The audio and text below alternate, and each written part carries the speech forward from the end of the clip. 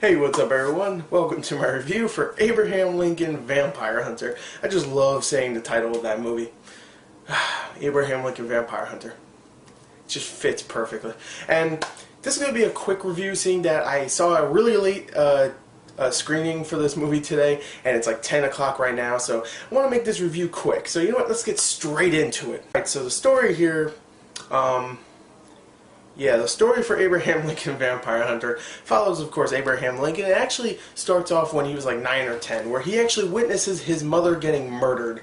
And not really getting murdered, more like this guy attacks her the day after she gets sick and she dies. And he's all like, oh, I know it was this guy, and no one pretty much believes me in a way. And he decides when he's grown up, he will buy a gun and he will kill this man. And he does.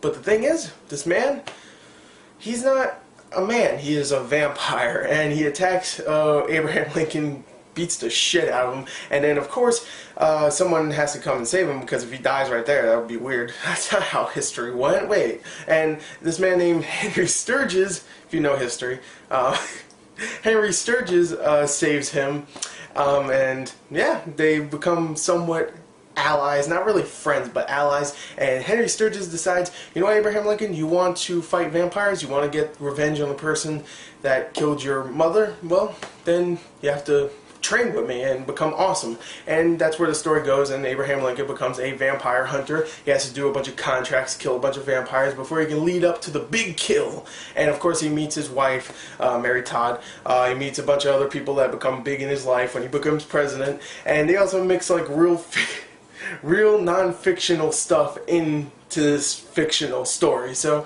you know, like, of course, the Emancipation Proclamation and all that. So, yeah, that's the story for Abraham Lincoln Vampire Hunter. Just say, I love the premise to this movie, and the story just completely went.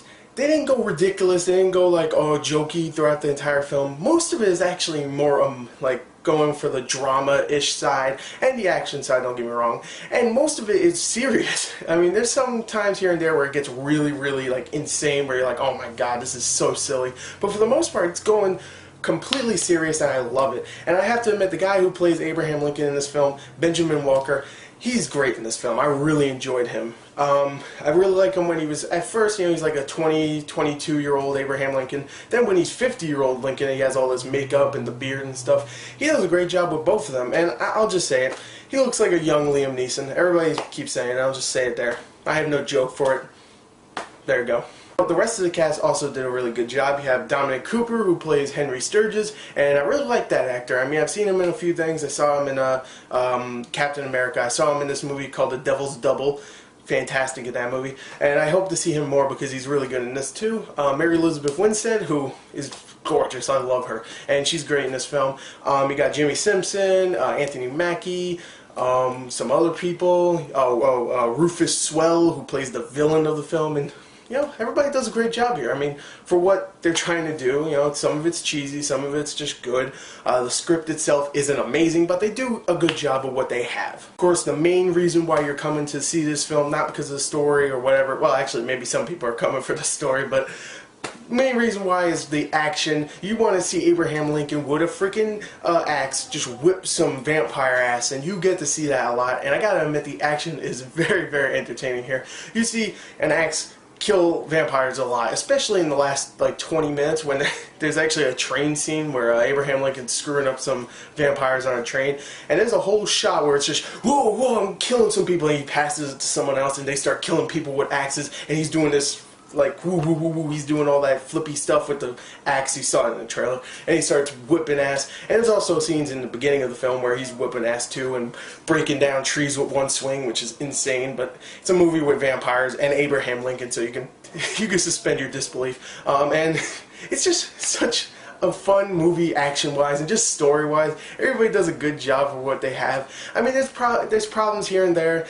It's a little slow here and there, and just a couple of teensy-weensy little plot holes, but for the most part, I think this is a very entertaining film, and also the special effects are really good in here. I mean, it's a very Zack Snyder-esque look to it. I mean, nothing looks extremely real, but it's very stylized and it looks really good for the movie. So overall, I have to admit, this movie was a lot of fun. I have to really, you know, I have to admit, it was really fun. I don't know what else to say. It's Abraham Lincoln versus vampires.